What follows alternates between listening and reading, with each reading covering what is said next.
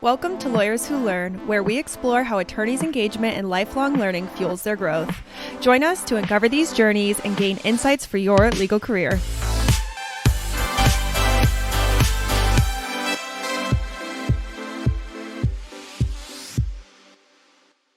Jordan Furlong, thank you for joining me at Lawyers Who Learn.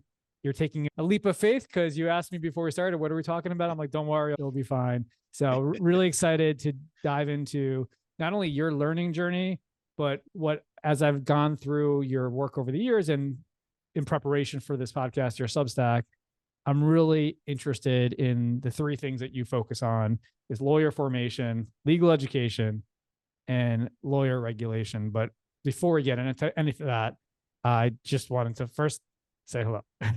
And thank you, David. It's terrific to be here. Yeah, looking forward to canvassing pretty much any topics you like. Those three are a great place to start, but I'm happy to yap about anything.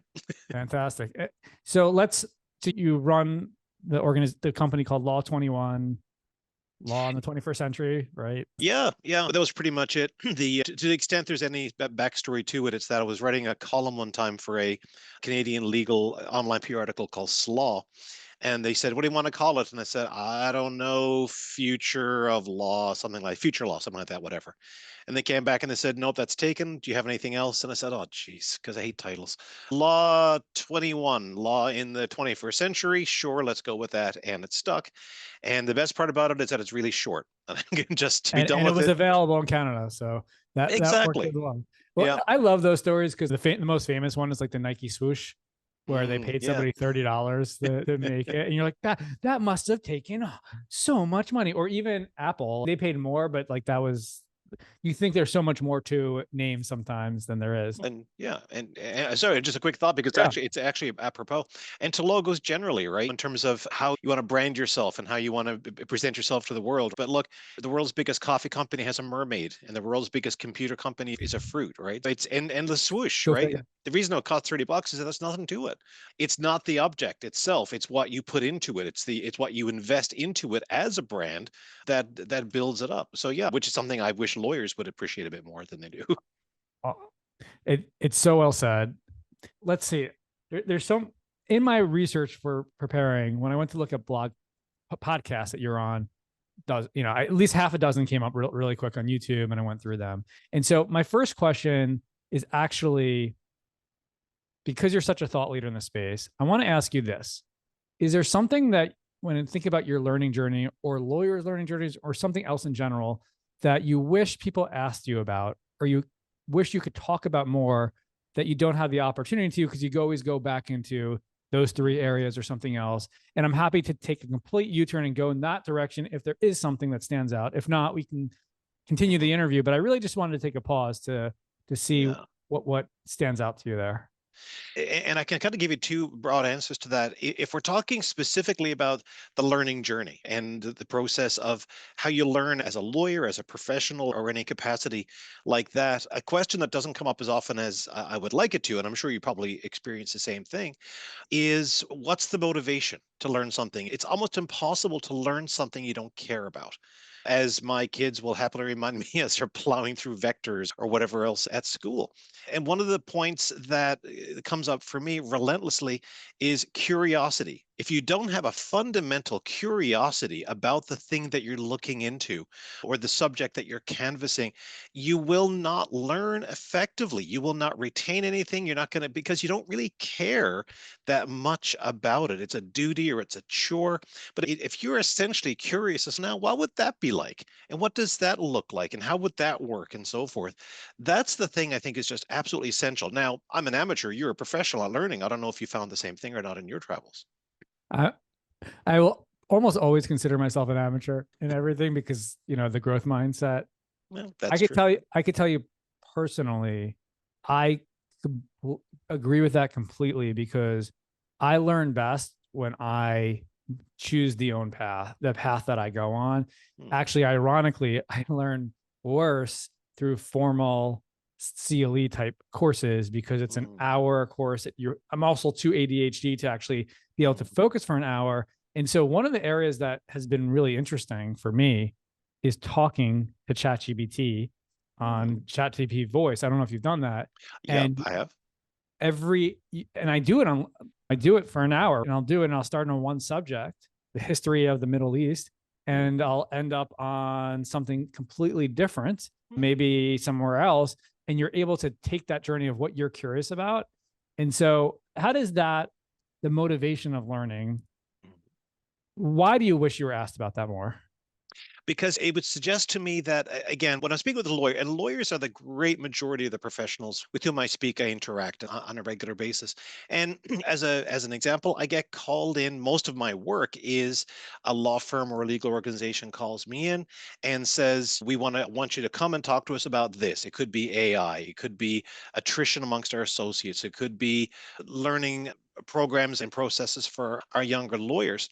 And what strikes me is that I am almost always called in by someone like the managing partner or the CEO or the director of learning or whatever the case might be. But when you get to the actual event and you're standing up in front of this group of people, that's not what they're not there to learn about that. They're not there about that. They are there either because it's a retreat or it's an event or it's something like that. And they are as interested in it as you would be if you sat down, turned on the TV at a random program and figured, I wonder what's on, which is not conducive, obviously, to effective learning. So a lot of what you have to do as a speaker is you have to immediately engage. You got 5 minutes to engage an audience, in my experience, to make them interested, to make them hooked a little bit, to say, okay, this is something I feel I should probably know about and think about. And if that is the case for me, speaking to an audience full of anybody, but again, especially lawyers, that's got to be the case for anybody who is teaching or instructing or bringing something forward. You can't assume the people who are in front of you are there for the reasons you think or would assume. They're not there the same reasons you are. They're probably there in 80% of the cases because they're supposed to be or they're being forced to be. And I think that if the more work were done prior to any kind of learning opportunity in pre learning preparation, to talk about, this is what we're going to talk about. Here's a couple of short articles. Here's a little video clip. And here are all the reasons why it ties into our profitability or our ability to retain people or what have you, so that they have some reason for it, to make that connection, that engagement. I think that would just make these things so much more effective than they usually are. Two things like jumped into my head when you said that was, I think partly that's why I start this podcast off the way I do, because I want you engaged from the beginning. And so if I just start asking you random questions about other things, you'd be there. But I'm actually saying, you drive the ship. You tell us what's interesting to you. And I don't know, maybe that's my way of making sure you're interested in what we're talking about. So that just hit me as you said that. And then the second thing, I recently interviewed Connor Grennan. Do you know who he is? I don't think I do. He's an amazing thought leader on AI, and he's Cool. he's in the legal space and other areas. But one of the things he recently wrote about was the motivation of learning and using AI for a student versus an employee. And he said for a student, the motivation, because he said the biggest thing with AI, it's a behavioral change to use the tool versus actually you having the software and being able to use it on your own. And he said a student is motivated by spending the least amount of time to get an A, the high grade. An employee is generally working 8 hours a day, and the motivation is not the same to necessarily be more efficient because they're still going to be there. And also the fear factor of not being able to use the tool, and also what would happen to there. So that's what I thought of when you were saying that. Which totally makes sense. But it also, again, to me, it's always about drilling down, right? And pushing past that. So you're absolutely right. Your average student is, I want the highest mark I can get with the least possible effort, because of course, among other things, that's what they've been trained for their entire scholastic experience, pretty much from the first time anybody gave them an A or a B, or even when they got the little silver star at the top of their sheet back in grade 1. Now, and what's very difficult to communicate to a student, especially when they get to the point of junior high or high school, and by university, it's all over, is this idea that getting something with the least possible amount of effort is one of the worst possible lessons you can learn at a formative point in your life. If you're going to use AI, if you're going to outsource your thinking process to it, you are setting sail for a life where you will be underemployed, you will be under challenged, you're going to be bored, and you're not going to make much money. You're not going to have much success. So again, we end up teaching people to do the things that aren't really best for them because that's what we have kind of motivated them to do. And you can bring that right over into a law firm in the opposite direction. You say to a lawyer, hey, this new technology is amazing. What it takes you 3 hours to do, we can do in 2 minutes. And the lawyer's like, why in the name of God would I want to do that when I get rewarded for the number of hours that I bill? So it's not the technology, it's not the technique, it's digging down into why are people there, what are they trying to do, where are their motivations, and that is not done as often as it might be. When it is done, it's really successful. One area I want to jump into in a minute, but I want to go down because I think you said two things that you don't get asked about. You mentioned law school, and I read your Substack post from 2023, and I think there's one from 2022 about the challenges with getting your license and also law school as a whole. And I think there's also the problem you mentioned, using AI to get the best grade in law school. I think there's also the problem of motivation because the classes don't actually help you practice law. And so if you knew it was like a trade school and you were doing something that would prepare you from day one and you wouldn't need a 2-month course from Goodwin to get you up to speed, then maybe it's different. But we all been playing this game for way too long of what a waste of time law school is, at least for preparing you for day one of law. And it seems from what I see in your writing and what we all hope for, the actual day of reckoning or whatever you want to call it, of change may come, but we'll stay tuned for that in one moment. Let's go to, was there a second thing you said if you can recall? Yeah. And so the answer I gave you was in terms of learning. What do people ask you about with regard to learning that they don't? And that's where we talk about the aspect of curiosity and also the aspect which kind of goes beneath that or beyond that to motivation. The other aspect of it that I wish I had more opportunity to talk about, and I've done a ton of podcasts. I love going on podcasts. It's an honor for me to be asked. And almost always it's something along the lines of, especially practice of law, technology, et cetera, et cetera. I really wish I had more conversations around the purpose of lawyering, the function of lawyers. Why are there lawyers? Why are we even around as a profession? And what value do we think we provide? And I don't mean value in terms of value for money. It's like, why do we even have lawyers in our society? Because, and you can have a fascinating conversation about that.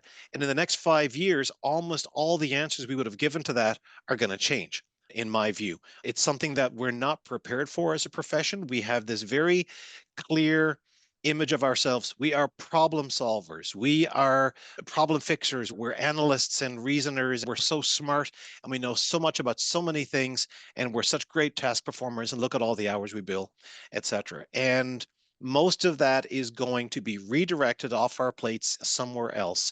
And we're going to have to redefine ourselves and reconfigure our profession away from, and this is a larger topic than we have time for today, but away from this idea of knowledge and expertise and documents and things and the stuff we produce, like always looking down at our screens or whatever, and instead connecting with humans, providing trusted human guidance, human relationships, because we're not going to be paid for the other stuff anymore. So we might as well level up and get to something which is going to be more satisfying, fulfilling. So those kind of purpose related questions, I think the profession is going to start asking itself over the course of the next 5 years. We're going to have a bit of an identity crisis as a profession. And I'm hoping that we can maybe lay the groundwork now for some of those conversations. Two things that jump into my head when you say that is, first, the conversation about unauthorized practice of law and how that's going to shift and change. There's already experiments in Utah and I think Arizona. Yeah, Arizona as well. And in UK, you can, I think, I don't know, there's no Walmart, but you don't need to be an attorney to do some basic stuff. How do you think? So that's one. Secondly, as you discussed in your article, is just like the average debt somebody goes in, at least in the US or Canada, is $165,000, $175,000 after 3 years of law school. On top of, in the US, especially, 4 years of debt from college or university, which hundreds of thousands of dollars. And that sort of takes over the purpose of law when you graduate, because you forget the purpose of law. Now the purpose of law is to pay back your debt. So how important are those two factors to to that conversation? Sure. I'll tackle the second one first, and Yeah. we'll come back to you, PL, momentarily. Something that I'm unhappy with most everything in legal education in the US and Canada and elsewhere, by the way. The problems you find with legal education are pretty close to universal in the legal profession. But one thing that has developed over the last several years in the US, which I'm very happy with, is thanks to the ABA, and that's not a phrase I say very often, but thanks to the ABA, there is this new renewed focus on, or original focus on, developing a student's professional identity and helping the student get a sense of, again, why are you here? Why are you in this profession? What do you hope to accomplish? What is it that, what are the principles or the standards or the goals that are important to you coming into this profession? Because you are now at the start of the profession. I say this to law students all the time. You're already in the legal profession. Maybe you're not treated that way, but you're already there. But what, just to be clear, what this thing with the ABA, this is being implemented in law schools? Yeah, it's essentially part of the accreditation process. It's something you have there, which nobody else really has. But as part of the standards, I want to say 306, 307, but I can't remember the last time I There looked needs at to it. be a class on it in school. Is that what you're saying? It needs to be a class or a program or something in which students are given the opportunity to develop a sense of professional identity. And the reason it's, And well, that's live right now, or that's yeah. going to happen? No, Okay. I think it's live right now. I think as many schools are like developing this as we speak or rolling it out. Okay. And among the reasons it's so important is precisely that. When you come into law school with only a vague sense, most people go into law school with a vague sense of, I'd like to help people. I'd like to be useful or what have you. Or I saw something on the news or something in my family, made me really want to go and do this. But you have a general sense of a generalized sense of service or opportunity. And you spend 3 years in law school, which is essentially an extenuated Bachelor of Arts program. That's all it really is. They call it a JD, which is a joke, right? It's not, it's the furthest thing from a graduate degree. And you don't really develop that beyond that. You're just like so busy answering questions, doing exams, and doing all the things that got you there in the first place. Then you get to the profession, you get into a law firm, and you walk into a place that has a very powerful culture, a very distinct culture, and it is not about helping people, and it is not about service, and it's not about any kind of a higher calling. It is about, we are here to make money. Fundamentally, that is the thing that drives most, if not, I would say not all, but I guess there's some exceptions, that drives law firms. And you enter a firm and you start seeing behavior that you weren't expecting, people acting in ways that you thought, I didn't think adults did that, treating other people like dirt, or being borderline or outright unethical, overbilling clients and stuff like that.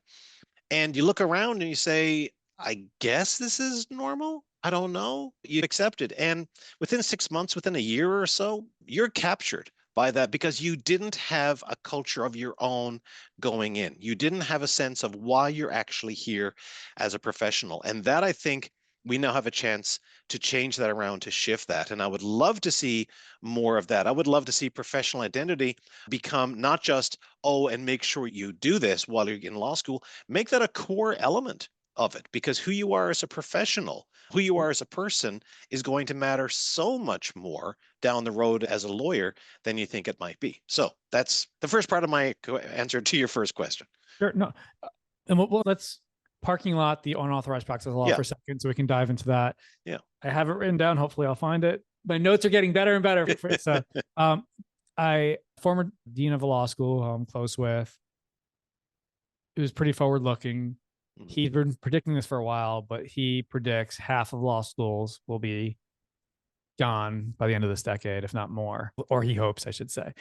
And not his, of course. He's not there anymore. Maybe okay. Not there anymore, just because of a lot of the challenges that you're talking about and how they're not really preparing and the cost and all those things. And when I read your Substack about it, what was coming to my mind, and what I think is in conversations that I have with so many people now, they're talking about what's really great professions and people who do well: plumbers, electricians. They make six figures in some they can easily. Oh yeah. And it's a trade school and they learn the trade. What do you think of law school as a trade school? Is that where you, if you want, because you also propose that you don't actually need to go to law school, it shouldn't be part of the requirement, but that's, I guess, from the outside world, people just assume it's a trade school, like you're Mhm. learning how to actually practice. And Yeah. is that even possible to happen in this world? Focused with AI, you starting a school from scratch Yeah, tomorrow. yeah. How would you build it? Yeah, and even apart from AI, I think the question of is law school or could law school be a trade school? I think the answer to that is we're talking about two different entities or two different ideas. It is impossible for a law school to be anything but what it is. You can add all the courses on practice, preparation, and this and so forth. You can talk about we need to make sure that there's another there in business skills and client relationships and so forth. That's no, they are set up to be what they are. You might like it's like I'm saying, like it's asking a horse to give milk, right? It's not how they're designed. They Correct. are designed to be what they are. 3-year programs that teach you how to think like a lawyer in the first 3 months and then spend the next 2.5 years essentially giving you 101 on every type of legal subject matter out there, because fundamentally they are nothing really more than credentialing institutions. That's it. And they know that's all they have to be. Because, and one of my arguments in favor of taking away the law degree requirement for becoming a lawyer is that because the bar admission authorities and regulators have said to law schools, essentially, you are the gatekeepers of the profession. Nobody gets in here until you admit them and you graduate them. And they're like, awesome. This is terrific. What an opportunity. And so they can construct the process as much as they like.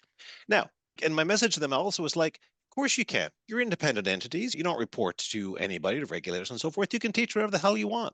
The problem is not law schools. The problem is us as a profession pretending that 3 years of law school, as well as whatever the results of an exam, which is basically 3 years of school crammed into 3 months of study in the course of a day, we pretend that is equivalent to the competence to practice law, which it is not remotely. I don't want to see law school become a trade school. I want to see the profession take competence seriously. I want to see it take the public interest seriously, because if a person or a client or an individual comes to the profession, to a regulator or bar admission authority and says, on what basis, on what rational evidentiary basis is this person fit to serve me? They don't have a good answer. Simple as that. But just to hone into the trade school conversation is when I trade school, let's say there's 30 different practice areas. There's, and I'm talking about creating from scratch. There is a New York estate planning trade school. To be an attorney in New York as an estate planning, you take a year, maybe it's a year only, whatever. You go through that, and 1 year of that, 1 year you're shadowing somebody in estate planning, or it's intellectual property or whatever that is, and you're really honed down on that area. And so you can from day one start practicing there. And maybe there's like a general consensus of here's what case law is. Like that's what I really mean there. Yeah, oh, for sure. But that's not a law school model. That's not even an educational model. That is apprenticeship or mentorship. No. well, it could be apprenticeship too, but that's a separate thing as well. Okay, so to my mind, what are the fundamental elements of the competence to be any kind of a lawyer? I do think there is a common set of a common, not set, arrangement, accumulation of call it intellectual skills and knowledge, right? So the ability, so we can have a discussion about what are the absolute core subjects around which you need to have pretty strong command, but we know that we can probably agree that there is a set of those out there. Then there's also the set of skills you need. We talk about thinking like a lawyer, right? Which is not just critical thinking, but also legal specific skills like statutory interpretation, contractual interpretation, all those sorts of things, how to read a case and how to draw principles from it and so forth. Things we all learned in the first few months of law school and then forgot that we learned them, right? Yeah. So that's fine. So there is an intellectual base or a knowledge or an expertise base that you can start with.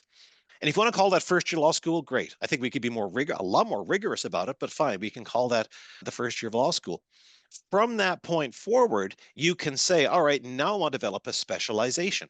That makes all the sense in the world to me. Our problem is that we don't have any specialization in lawyer licensing. You are licensed as the universal generalist from day one. As soon as you enter the bar, you can practice any kind of law that you want. And for any kind of client you like, and you will not be prepared for that. So if you want to have a system where we've got modules, right? Where you essentially say, yeah, okay, I got the basics of law. I've established that my ability to have a command of all of the foundational essentials of law. And I haven't even talked about ethics and professional responsibility, though that's a separate and important conversation. But now I am going to I want to become a New York securities lawyer. Okay. Now you can arrange that in a separate fashion. You can have online courses in which someone like Hotshot gives you the basics of this. You can have simulations delivered through AI of how you would deal with a client or an opposing counsel in that situation. You can then go and work in an actual environment like that, where you are not only practicing the stuff, but you're getting intelligent, supervised feedback from the people who are looking out for you. And at a certain point, it is a judge that you are ready to do this. If you want to have a licensing aspect to it, you don't have to. If you want to have a licensing aspect, then there's got to be some kind of a centralizing authority and an evaluation and assessment process. Fine. You can build all of that for as many different areas of law as you like, and probably we should, but that ain't law school, and it will never be, because you cannot make that leopard change its spots. No, I agree. And to some degree, some of my favorite people to talk to who are the customers who essentially binge watch Lawline programs in a different practice area because they want to learn how to do estate planning, and they were doing real estate. Back to curiosity. And they want to grow their practice. Curiosity for motivation to grow their practice. And they've watched 20 hours of programs. And that's really what continuing legal education and lifelong learning is about. It's like, it doesn't stop at law school. So I guess what I'm asking you, from where is your, because that was 2023, we're in 2025. AI you can't not have this conversation without having a conversation about AI. The bar exam is changing, right, this year, which made it's making more practical, but I don't think it doesn't incorporate what's happening in AI. No. What is your, if you can hit a magic button, what would be your magic button for law, I wouldn't even say law school, but for free practice? It's what we're really talking about is lawyer formation. How do you make a lawyer? How do you get someone from day one, which is that looks like a good profession? Yeah, exactly. To someone who is competent, confident, independent, ready to practice law. And the thing of it is, ask me that question 22, 23, I could give you an extensive, exhaustive answer. As of March 2023, after I saw GPT-4, I said, we got to go back. We got to start from scratch, because we don't know. If you ask me, what's a lawyer going to be doing day to day in 10 years' time? I don't know, but it ain't going to be what they're doing now, right? Because we're going to have machinery that does that kind of work for us. So part of what I'm working on right now, and it's my consuming project for the year, is trying to figure out, what are people going to hire lawyers to do in the future after AI is done with us? And I don't know the answer to that yet. It makes me feel a bit better than nobody else does either. But so the content of the lawyer of the future in terms of what they're doing, I can't say yet. But I feel pretty strongly that the way in which the framework in which we have to establish this is a basis of knowledge, yes, a basis of learning, and you can learn it however you like in terms of, because either the law still matters or it doesn't. And if the law still matters, you need to have people who have an innate understanding, what I like to say, the ability to notice stuff. Can I ask a question? Let's talk about cost for a second, because you can't have this conversation without cost. What do we do about that? Oh, the first big step towards reducing the costs of legal education is to take away the monopoly of legal educators. There's nowhere else you can go to become a lawyer except law school. They can set the tuition at whatever the hell they want, and they have been. And also, the federal government subsidizes most of those loans, which which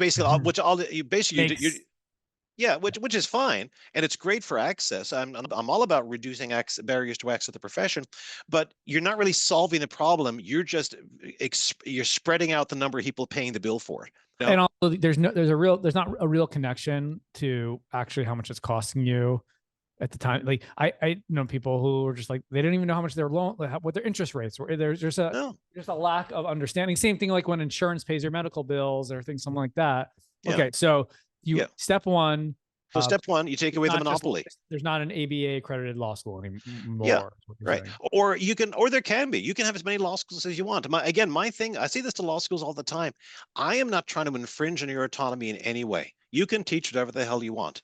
I am saying that in order to become a lawyer, I don't need your degree.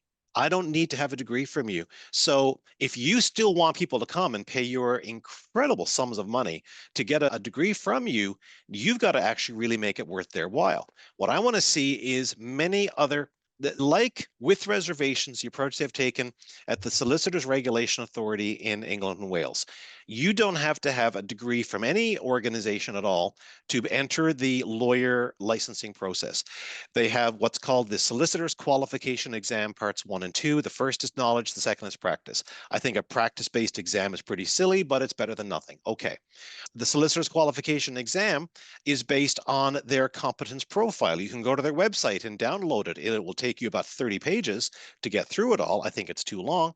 But again, they have said these are the competencies that we believe are essential for someone on the day one of their practice. We have an exam which will test your knowledge of it. We don't care how it is you develop the ability to pass this exam. You want to do it by going to getting a law degree? Great. You want to do it by studying at home at night or taking AI Just so courses? I'm clear, you're saying in the UK you don't need an accredited school. In England and Wales, you do not need to have a degree from an accredited law school. I'm not even sure they have accreditation there per se to become a solicitor. Not quite the same as a barrister or a legal executive. Different Are you categories. saying you like you approve that system, or you're saying I approve. you want that to happen in the US and Canada, or something different? Something related to it. It's still not, it is not achieving the goals that they want to achieve yet. I think there's a lot of reasons for that. The main reason they did this is because, and this has been traditionally a specifically British problem, is class mobility. If you're born into a certain socioeconomic class, you will die in that class. That was one of the things the American dream used to be great about, was that you could have this mobility, which was not available in other countries. You could move up and down, ideally up that ladder. They were concerned by the fact that not enough people were becoming lawyers, and those who did were disproportionately well off, disproportionately white, disproportionately from privileged backgrounds. And I thought that was great. They were also deeply concerned that the law schools were charging huge amounts of money and not providing a lot of value for the amount of money and the time they were getting. So they said, we will take that monopoly away and we'll open it up to people. Now, I don't think costs have gone down as much as they wanted. What year was this? What year? Oh my gosh, I can't remember what year it is right now, but this was at least, this is a process that been rolling out at least over the last 5 to 7 years. So it's recently-ish. Okay. Yeah, so it's fairly recent. Yeah. So the goal was the goal, I'm following along correctly, the goal was to reduce the cost of becoming a lawyer. One of the goals was to reduce the cost of becoming a lawyer, but it was also to make the process better. Right? Yeah. Because again, when you say to law schools, as we do, what we don't teach these subjects, right? That's the only thing we require of you, is to make sure they teach these subjects, and that way they can pass this exam when they get through. But we don't care how they go about it, right? For the most part, we don't have control over that. The fights between law schools and accrediting authorities or regulators are significant because the universities, and not without reason, believe that's an infringement on their authority to teach what and how they like. So I'd like to see costs come down by encouraging many more providers of that kind of that kind of knowledge base, because that's the only thing you really need law school for. Fundamentally, you're not going to get the apprenticeship experience there unless, and this is another category of conversation we can have, unless you actually throw about tons more money into the clinical experience, which I think is very promising. Oregon has a really cool pilot project on that basis right now, which I'm encouraging.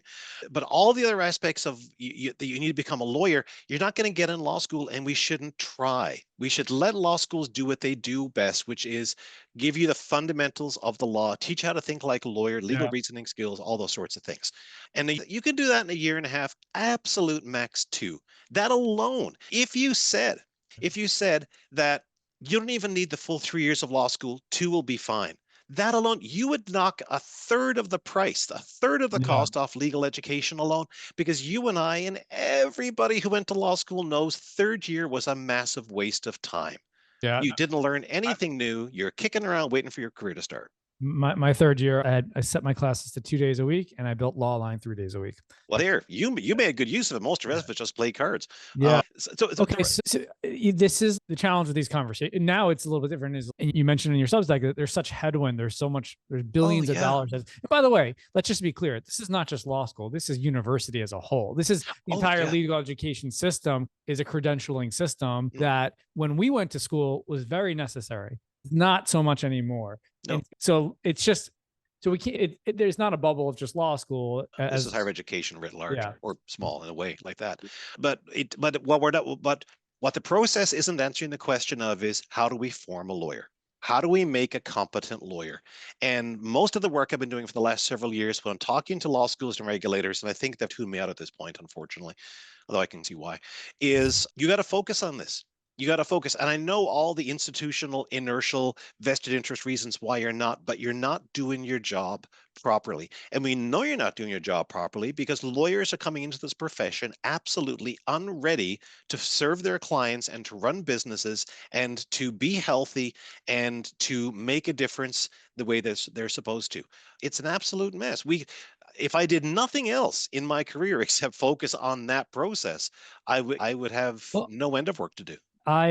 This is a passion of mine that I don't really focus on. One of the things that we do have an impact on is we have low cost continuing legal education. It's $300 for access to 2,000 hours of content. And we're doing 500 hours a year.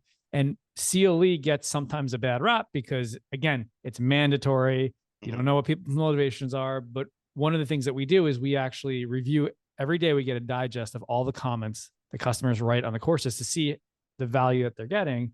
And Hotshot is unbelievable in what Ian has done there and how they built that up. To me, I see in these 1 hour courses that we have where somebody is a practicing attorney taking them through how they go through that, the answer of, and in California, I know there's an online law school, certainly online, shorter segments. There's something to bringing more value to continuing legal education and actually making it something that doesn't feel like a burden. But could you imagine if you traded 1 year less of law school for more years of like lifelong learning that you actually want versus you feel you're pushed to do? I'm just trying to figure out how I can help, how Lawline can help. I get stuck in not knowing where to start or where to go. Okay, so again, here in Canada, right? Law school is also 3 years long, but we also have had for about a century what's called the articling requirement, which is you spend anywhere, depends on the province, but let's call it effectively between 9 and 11, occasionally 12 months working in a legal workplace. Almost exclusively it's a law firm, and it's like being a summer in a law firm or maybe a first year associate, somewhere in between the two, right? You're not fully a lawyer, you're not licensed, there's a bunch of things you can't do, but you can start learning what it's like to work in a law firm. You can do law related stuff, you can be around clients, you can get your work reviewed and so forth. And it's that element of supervision, the element of, we call it apprenticeship, which I think is not quite the right word for the law, but you have this sense of the way in which this profession has always proceeded, which is you learn how to become a lawyer, not just by watching, not just by hanging around with more senior lawyers, but with their active supervision and guidance. There is no other way to do it. In Canada? Yes, it is mandatory in Canada. Now, your third year? No, it's after this is it. It's a 4th year of pre-licensure. You generally do get paid. That's one of the reasons why there are many reasons why articling has a lot of problems and it has been for a while. Again, the Oregon folks have new pathways into the profession, and one of them is without writing the bar exam. And one of them is based on articling. And they said, we've looked at the Canadian model. And I said, that's great. Keep in mind the Canadian model's got a bunch of holes in it as well. There's no perfect solution. Fine. Yeah. But what you do get from articling is you get to practice the practice of law. And you get to do it in a relatively safe environment under the supervision of someone who is a licensed lawyer and will get in trouble if you screw up. And they are there to help guide you along the path. You could easily knock out the 3rd year of law school and make that apprenticeship year something that you could do. You'd spend less money doing it and you'd get better prepared for being a lawyer. I think that's a good place to start. if there is a one area to focus on, is get rid of the third year law school. There's the other side of the concern. I can imagine, like, that's just going to mean more lawyers, and we have enough lawyers as is, because I We think, absolutely do not. and then the other part of the conversation is there are paralegals, right? And paralegals jobs may or may not become more important because AI can take over a lot of the things, but what can a paralegal do more than they're not doing? And I was just at a conference. I was at a think tank at Goodwin's office 2 weeks ago with Hotshot, with Goodwin, with law schools, with legal providers like me. And we were trying to figure out, how to train and bridge that gap with first year's associates. And everyone's still trying to figure that out. Oh, again, one of the things they're doing in Oregon, and I really recommend their approach, because I think they're on the better track than pretty much anybody else, including a bunch of us up here. But something that we can make better use of is the clinical experience in law school, because Yeah. that fundamentally is supervised practice. And the best part about clinic work is you are dealing with real people on the ground with real life problems. I did my articling year at a big corporate commercial firm in Toronto, and I wouldn't have known an ordinary person if I bumped into them, right? It's all corporations and institutions and banks and so forth. If you're in a clinic, you're dealing with people coming in off the street saying, I got fired for this, or my employer is garnishing my wages, or I'm being kicked out by my landlord, or whatever. And that's the kind of exposure you Yeah. want and you need as a Totally. lawyer, because that gives you that human connection, which I come back to is very important. So, how would I set this up? I would say 2 years of law school. I wouldn't even do it by the way, I wouldn't do it in terms of time. I don't think that, again, this is the problem with using the law school framework and structure, because you end up talking in things like how many credits, how many hours. No, I don't care about input measures. Yeah. What are you learning, and what have you established that you can learn? If you can do that in 20 minutes, God love you. You can go out and do other things. Great. But get your knowledge, get the knowledge base, the ethical base, the professional responsibility base, all of these things. And then as soon as possible, start applying it in practice in the real world with actual flesh and blood people under the guided supervision of more experienced lawyers. You could do that. You could integrate the two of them, and you could do that in 2 years, and you'd be further ahead than we are right now with this joke of a system. Sorry, I get a little worked up about this, as you can tell, that Yeah. we have right now. So if you're looking for something for a Lawline to do, or for any kind of legal knowledge, legal learning organization, it's like, how do we dovetail with the in-person experience? How do we dovetail with making this real for people? So maybe it's on-demand learning. Maybe it's something that you can, what do I need to know in 5 minutes before I meet this family law client? Boom, boom. Okay, Yeah. now I got something I can work with. I don't know. I'm spitballing as we're talking here, but I think that is at least a very promising way forward. I love how you removed the time, then you brought it back at the end, but it's more about based on the outputs of what you can learn. Because some people who are so motivated and so energized, they will not sleep for 4 months, right? And they'll just, with AI and other things, they'll be able to learn super quickly. They'll be able to take the test, take the exam, show that they know it, go through that, and then they'll do the apprenticeship. Some people can do it in maybe a year, some people in 2 years, depending on how much time and energy they have and they want to do that.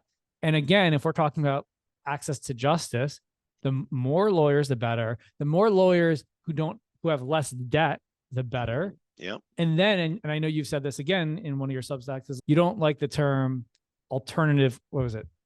Like alternative careers, whatever, Yeah. alt legal careers, because if the cost is lower and you're going through that, you can use that degree in any way so fit, and you can take time off from that, or you can go into that. And so I'm super pumped. Of course, the question is, what does it take? And this is, we're not going to answer, to actually make that change happen.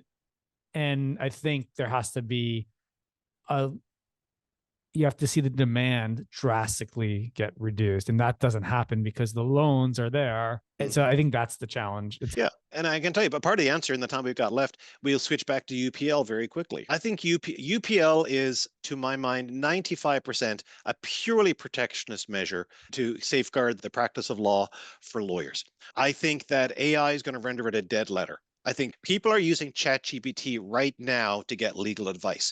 And lawyers are out there saying, no, don't do that. It's wrong of you to use. It's misleading, and it'll hallucinate and so forth. And I have said on multiple occasions, what the hell do you expect them to do instead? They can't afford you.